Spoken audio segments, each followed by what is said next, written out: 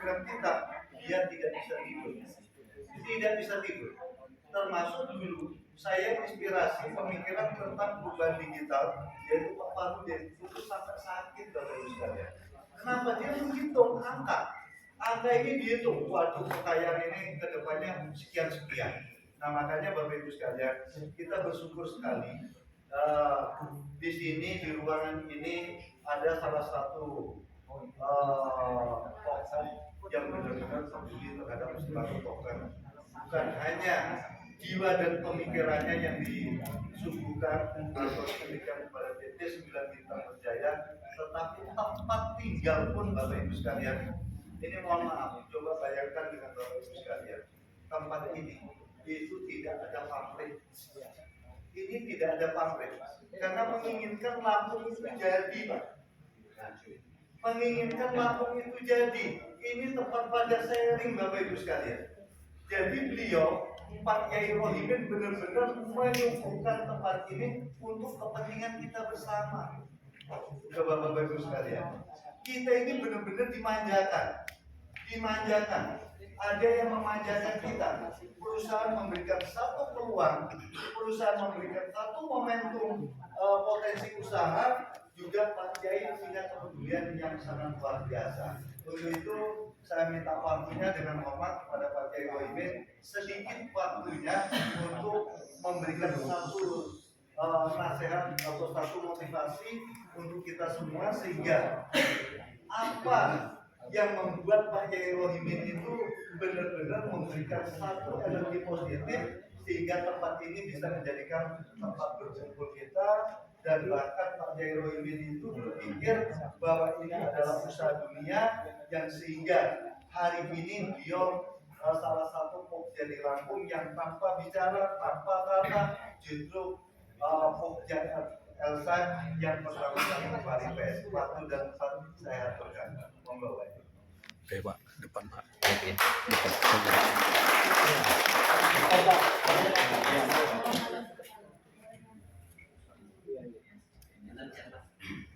Monggo, semuanya waktunya dari boleh. Waalaikumsalam warahmatullahi wabarakatuh.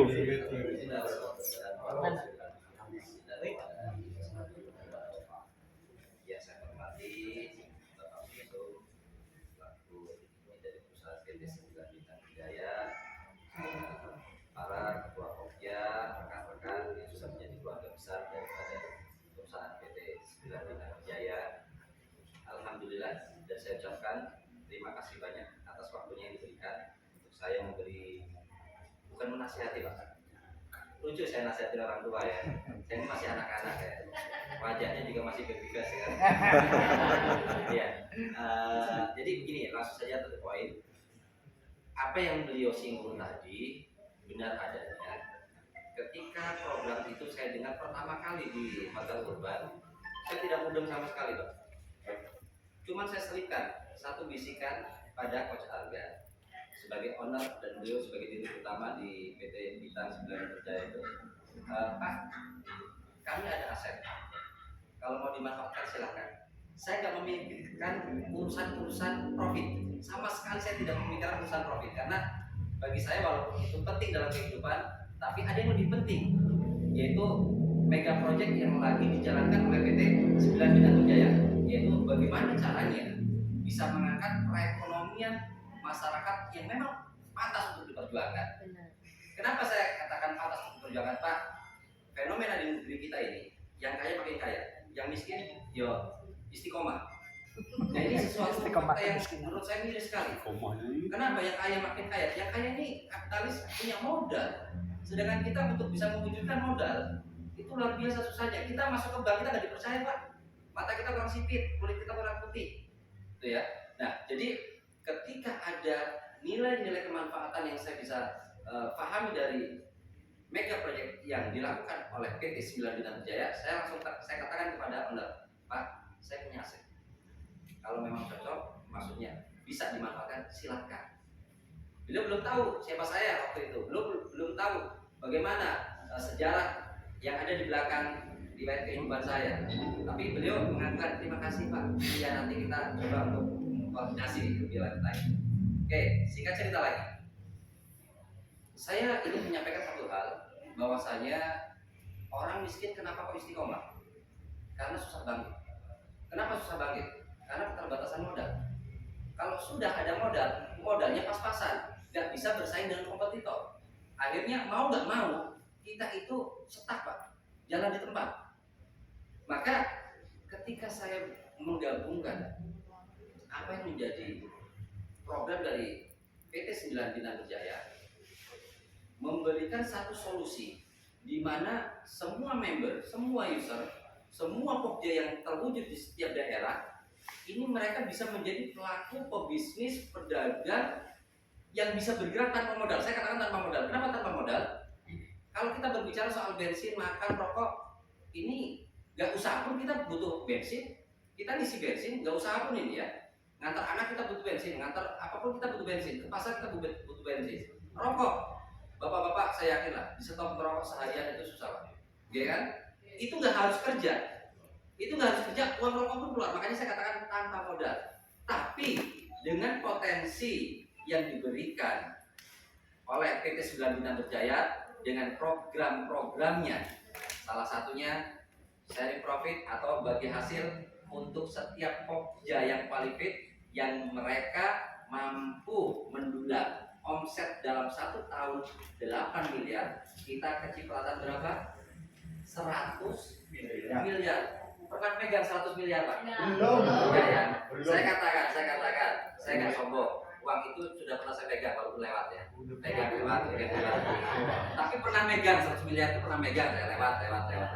Nah, artinya di sini kalau kita tidak muncul sikap kinerja yang gigih, ini menurut saya dolim kita Pak. Kita dolim kepada diri kita. Allah sudah bukakan. Ini loh lahan, ini loh pekerjaan, ini loh potensi.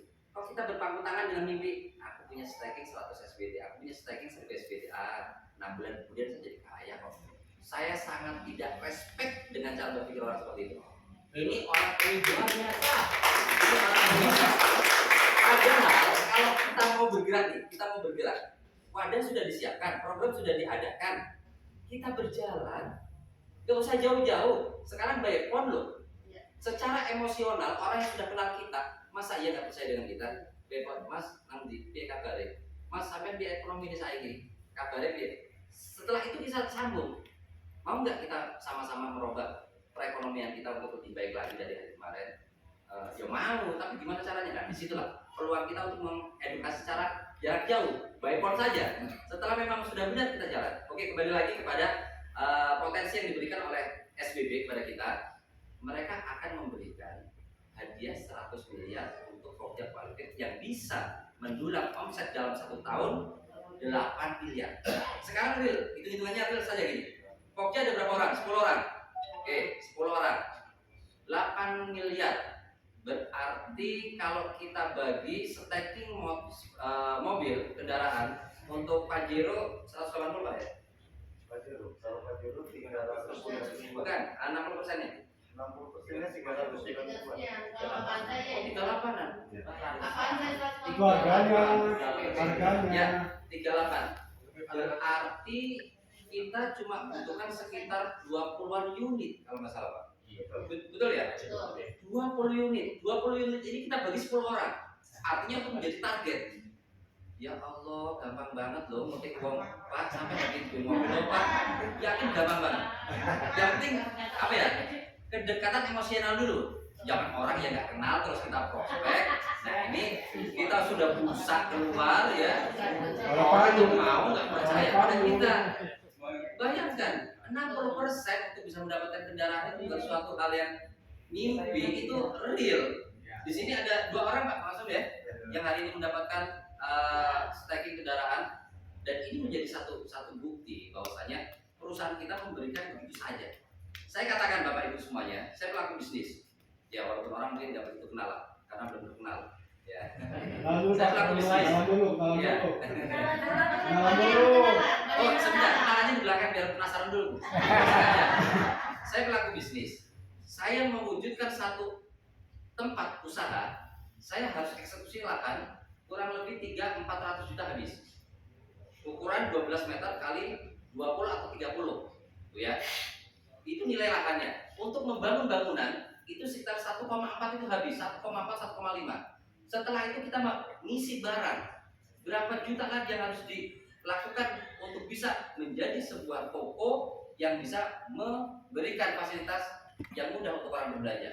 Tuh, kalau kita mau berbisnis konvensional, dihadapkan kepada kita mampu nggak beli tanah kayak gitu? Kita mampu nggak nyewa ruko seperti itu? Kita siap nggak bangun ruko seperti itu? Jawabannya wes nggak usah atau nggak mampu wes mulai. Sekarang potong koma saja, nggak mampu. Kita sekarang nggak perlu eksekusi lahan, kita nggak perlu bangun toko, kita nggak perlu ngisi toko kita. Tapi dengan program SBB, dengan sembako tokennya 100 miliar bukan mimpi. Dan yang lebih baik lagi nih, kalau kita kaitkan ke agama ini panjang dan lebar, Pak. Ya, jadi gini, Al-Imam Suhaimi pernah mengatakan, man yassar, ini hadis, walaupun hadis ini hadis lemah dalam sanadnya. Man yassar muksir, yassarallahu alaihi, yassarallahu alaihi. Jadi barang siapa yang memberikan satu kemudahan bagi orang yang susah, maka Allah akan memberikan kemudahan baginya di dunia wal akhirah. Amin. Coba Bapak bayangkan, Bapak bertemu silaturahmi dengan saudara kita, entah itu masih di Lampung, entah Bengkulu, Palembang, atau di mana pun lah. Baik pun setelah itu kita bertemu berjabat tangan, kita sampaikan, Pak Bu, ada program yang telah dijadikan oleh proyek dari sebuah perusahaan, kita bisa berdagang, kita bermitra, kita menjadi keluarga besar, kita tanpa modal kita bisa berjalan. Mau nggak kira-kira? Dengan cara-cara yang saya katakan saat ini, karena saya sudah masalah hukum saya sudah pelajari sebelumnya, makanya saya katakan Pak masuk. Setelah saya ketemu di Urban, ketemu di kantor kita, saya setiap malam Pak, jam 3 saya bertidur karena saya mengkaji. Saya buka kitab saya mengkaji lagi, hingga saya telusuri jejak rekam digital Bahsul Masail dari Sabang sampai Merauke yang dilakukan oleh ulama-ulama kita. Hingga akhirnya saya simpulkan, dan bukan cuma kesimpulan saya, ini kesimpulan MUI, 3 diktum MUI, diktum yang terakhir mengatakan kalau aset digital ini dijadikan sebagai komoditi dengan unsur-unsur sil'ah yang terwujud di dalamnya, maka perdagangan itu halal.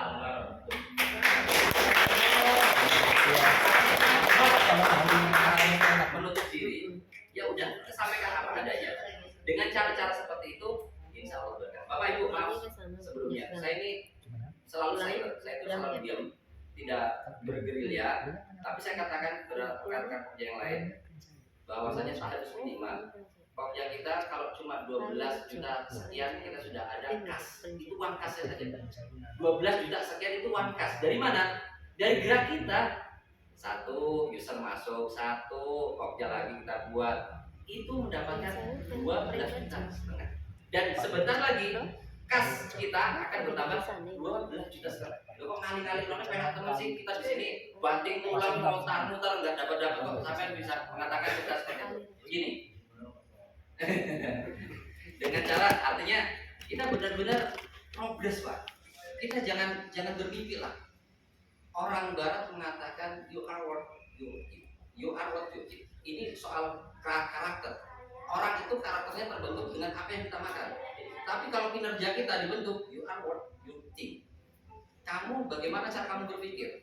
Kalau kita pikirannya bermimpi, berhalusinasi, yakin walaupun 6 bulan itu akan kesampaian, tapi kita tidak produktif Pak. Kita tidak mengedukasi generasi muda, anak-anak kita dan semuanya untuk menjadi satu orang yang mempunyai karakter tinggi dalam bekerja. Nah, itu mungkin satu kisah yang bisa menjadi bahan renungan kita bersama. Kita syukuri bersama apa yang menjadi program-program dari SBB ini. Mudah-mudahan kita bisa menjalankannya dengan penuh niat untuk ibadah. Bukan profit, niat untuk ibadah. Khairan fa khair, insyaallah fasyarr. Orang tergantung apa yang menjadi niatnya. Kalau niatnya baik, insya Allah hasilnya baik. Kalau niatnya itu nggak baik, ya udah jelas nggak baik hasilnya. Dengan demikian kita menjadi keluarga besar di SPB ini, mudah-mudahan